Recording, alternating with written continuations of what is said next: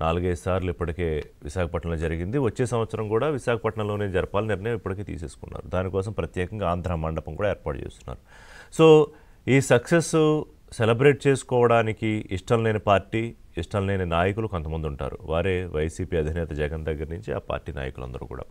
ఇప్పుడు ఈ భాగస్వామ్య సదస్సు సక్సెస్ని, విజయోత్సవాన్ని పక్కదారి పట్టించాలంటే, దాని మీద ఆలోచన నుంచి దారి మళ్లించాలంటే ఇంకోటేదో తెర మీద తీసుకురావాలి. అదే విశాఖ స్టీల్ ప్లాంట్. అంటే ఇప్పుడు విశాఖ ఉక్కు ఆంధ్రుల హక్కు, ఇది ఎప్పటి నుంచో ఒక నినాదం. అలాంటి ఒక విశాఖ స్టీల్ ప్లాంట్ని అదుగదుగో ప్రైవేట్ పరం చేసేస్తారు, ఇదిగిదిగో ఏదో అయిపోతుందని ఎప్పటికప్పుడు ఒక లేనిపోని ఒక ఫేక్ ప్రచారం, ఒక యాగీ చేయడం అనేది అలవాటైపోయింది. ఇప్పుడు జగన్మోహన్ రెడ్డి ముఖ్యమంత్రిగా ఉన్నప్పుడు, ఆయన అధికారంలో ఉన్నప్పుడు ఫ్యాక్టరీ నష్టాల్లోకి వెళ్ళిపోతే ఆయన ఏం చేశారు? ఏమీ చేయలేదు. పైగా ఏమీ చేయకపోగా లక్షల కోట్ల విలువైన విశాఖ స్టీల్ ప్లాంట్కి ఆ ఉక్కు పరిశ్రమకున్న భూముల్ని తెగనమ్మాలనే ప్రయత్నం చేశారు. కాదని చెప్పమానండి వైసీపీ నేతల్ని. ఇవాళ మొన్న సిఏ సదస్సు సందర్భంగా ఒక సందర్భంలో మాట్లాడుతూ విశాఖ స్టీల్ ప్లాంట్ గురించి అడిగిన ప్రశ్నకు, స్టీల్ ప్లాంట్ని పరిరక్షించడానికి కూటమి ప్రభుత్వం అప్పటికప్పుడు ప్రయత్నాలు చేస్తోంది, అయినా కార్మికులు అర్థం చేసుకోలేకపోతే ఎలాగా? జీతాలు పెంచాలనో ఇంకోటో డిమాండ్లు ఏంటి? ఊరికినే జీతాలు ఇస్తారా? ఉత్పత్తి పెంచాలి కదా అని చంద్రబాబు నాయుడు మాట్లాడారు. దాన్ని తీసుకుని అసలు ఇట్లా మాట్లాడతారా, కార్మికులను బెదిరిస్తారా అంటూ, ఇదే కార్మికుల కోసం, ఇదే స్టీల్ ఫ్యాక్టరీ మూతపడిపోకుండా ఉండడం కోసం వాజ్పేయి ప్రధానమంత్రిగా ఉన్నప్పుడు ఆ ప్రభుత్వంతో మాట్లాడి 2800 కోట్లు తెప్పించారు చంద్రబాబు నాయుడు. అప్పుడే కాదు, ఎప్పుడూ స్టీల్ ప్లాంట్ సంక్షోభంలో ఉన్న టీడీపీ ఆదుకుంది. అంటే చంద్రబాబు నాయుడు ముఖ్యమంత్రిగా ఉన్నప్పుడే ఆదుకున్నారు.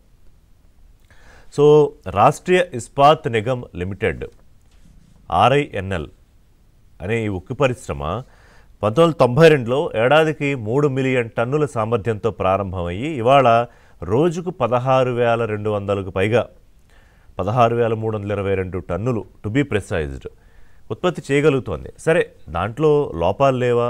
కేంద్ర రాష్ట్ర ప్రభుత్వాల వైపు నుంచి ఇంకొంత మెరుగ్గా ఏమన్నా చేస్తే బాగుంటుందా అంటే రెండు ప్రాబ్లమ్స్ ఏంటంటే, ఒకటి సొంత ఐరన్ ఓరు విశాఖ స్టీల్ ప్లాంట్కి ఇవ్వడము, క్యాప్చు ఐరన్ మైన్కి సంబంధించి ఒకటి. రెండోది ఏంటంటే ఈ రవాణాకు ప్రత్యేకమైన రైల్వే వ్యాగన్లు ఏర్పాటు చేయడం. నిన్న షర్మిల ఏపీసీసీ చీఫ్ కూడా ఇదే అంశాలు ప్రస్తావించారు. సరే, ఆవిడ ఈ ఎంత ఉత్పత్తి చేస్తే అంత వేతనం అనే జీవో ఏంటి, అన్యాయం కదా, ఇదేమన్నా మోదీ బినామీ కంపెనీయా, ఇంకోటి పొలిటికల్ కామెంట్స్ చేశారు సహజంగా పొలిటికల్ పార్టీగా. అలాగే స్టీల్ ప్లాంట్ అమ్మాలనే కుట్ర చేస్తున్నారండి. స్టీల్ ప్లాంట్ని అమ్మాలి అనుకుంటే కేంద్ర ప్రభుత్వం, రాష్ట్ర ప్రభుత్వం కలిపి ఈ సుమారుగా 17 నెలల్లో 15,000 కోట్ల సహకారం, అంటే ఏ ప్రభుత్వ రంగ సంస్థకు ఇవ్వనంత ఎందుకు స్టీల్ ప్లాంట్కి చేస్తాయి? ఇప్పుడేంటే ఆర్ఎస్ఆర్ మెటల్ వచ్చేసింది కాబట్టి దానితో అనుసంధానం చేసేయాలనో లేకపోతే అదానికి అమ్మేయాలనో ఏదో రకరకాల వైసీపీ ప్రయత్నాలు చేస్తుంది దీని మీద కుట్రలు చేయడానికి.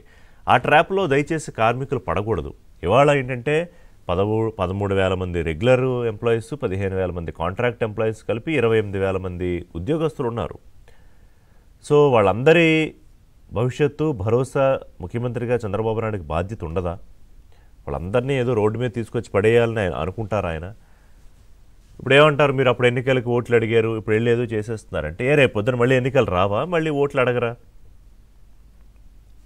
గతంలో జగన్మోహన్ రెడ్డి చేయలేదా? జగన్మోహన్ రెడ్డి చెయ్యింది ఇప్పుడు చంద్రబాబు నాయుడు కూటమి ప్రభుత్వం చేస్తుంది ఏంటంటే ఎలా పరిరక్షించుకోవాలి.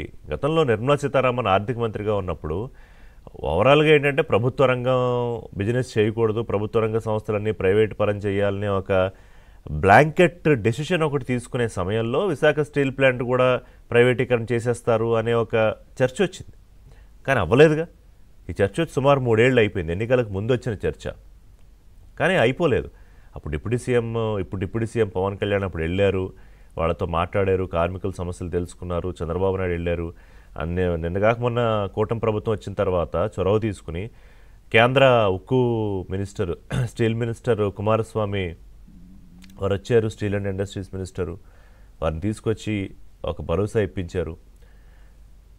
ఇవన్నీ చేయదు కదా ప్రభుత్వం. సింపుల్గా కామ్గా ఉంటారు. ఇప్పుడు కేంద్రం కనుక దీన్ని ప్రైవేట్ పరం చేసేయాలని నిర్ణయం తీసుకుంటే ప్రయత్నం చేయకుండా కామ్గా ఉంటే అయిపోతుంది కదా, ఏదో కంపెనీకి అమ్మేసుకుంటారు. ఇప్పుడు నష్టాల్లో ఉందా అంటే సరే, దాని గురించి కూడా మాట్లాడతా.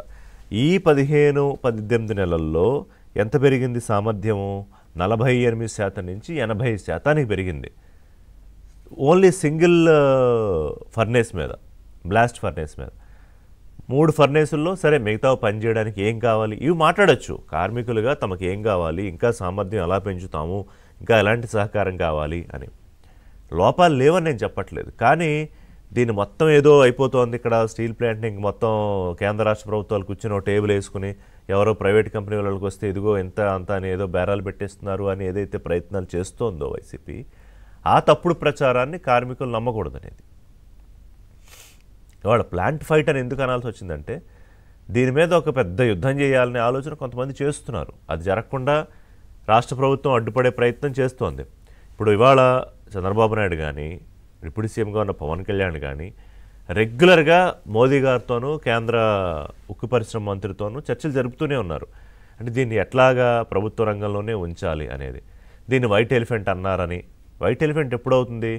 మనం ఏమన్నా ఎక్కువ పెట్టేసి దాని నుంచి ఉత్పత్తి సరిగ్గా రాక రోజు ఫీడ్ చేస్తూ ఉండాలంటే వైట్ ఎలిఫెంట్ అవుతుంది. బట్ అలాంటి పరిస్థితుల్లో లేదు కదా స్టీల్ ప్లాంట్. ఇంకొంచెం చొరవ చూపించి ఇంకొంచెం హెల్పింగ్ హ్యాండ్ ఇస్తే బ్రహ్మాండంగా చేస్తుంది. ఇప్పుడు రాష్ట్ర ప్రభుత్వం ఏదైతే నిర్మాణాలు చేస్తోందో దాంట్లో ఎంత ఉక్కు అయితే అవసరం అవుతుందో అదంతా విశాఖ స్టీల్ నుంచే కొంటున్నారు. కంపేరిటివ్లీ విశాఖ స్టీల్ ఎక్కువ, విశాఖ స్టీల్ ప్రైస్ ఎక్కువ, దానికి డిమాండ్ ఎక్కువ ఉంది. ఎందుకంటే దాని సామర్థ్యం అంత ఉంటుంది కాబట్టి. మరి అప్పుడు నష్టాల్లోకి ఎలా వెళుతుంది? నష్టాల్లోకి వెళ్ళాలి, పంపించాలి అని ఉద్దేశపూర్వకంగా పంపించి ప్రైవేట్ పరం చేసేయాలంటే తప్ప విశాఖ స్టీల్ ప్లాంట్ నష్టాల్లోకి వెళ్ళదు, ప్రైవేట్ పరం అవ్వదు. మరి కేంద్ర రాష్ట్ర ప్రభుత్వాలు ఆలోచన చేస్తున్నాయా?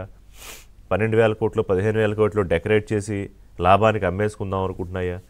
ఇవి విపక్షాలు చేసే విమర్శలు. ఒకవేళ అందులో నిజం ఉంటే మాట్లాడదాం, ప్రభుత్వాన్ని కూడా ప్రశ్నిద్దాం. మీరు ఐరన్ ఓర్ ఎందుకు ఇవ్వరు, రైల్వే వ్యాగన్ స్పెషల్గా ఇవ్వండి, ఇవన్నీ అడగచ్చు. కానీ ఏమీ లేకుండా అమాయకులైన కార్మికుల్ని వాళ్ళ కుటుంబాన్ని టెన్షన్ పెట్టడం వల్ల ఎవరికి రాజకీయ లబ్ధి జరుగుతుందో ఆలోచించండి. ఒకే ఒక్క పార్టీ, జగన్మోహన్ రెడ్డి పార్టీకి రాజకీయ లబ్ధి జరుగుతుంది.